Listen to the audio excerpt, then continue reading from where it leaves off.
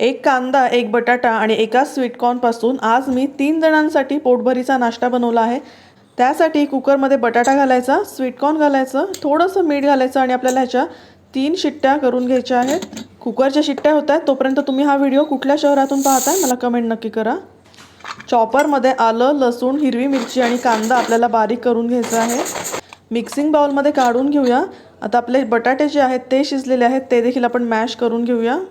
Sweetcorn देखील आपण crush करून यामध्येच घालणार आहोत. यामध्ये घालूया अर्धी वाटी डाळीचं पीठ, चवीनुसार मीठ आणि अर्धा चमचा काळी मिरी पूड.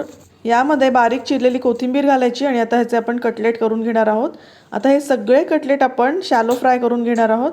इथे मी ह्याला असंच कढईमध्ये शॅलो फ्राय करून घेते. तुम्हाला जर हवं तर तुम्ही बारीक रवा किंवा तांदळाच्या पिठाचं कोटिंग करून ह्याला मस्त खमंग खरपूस शॅलो फ्राय करून घेऊ शकता.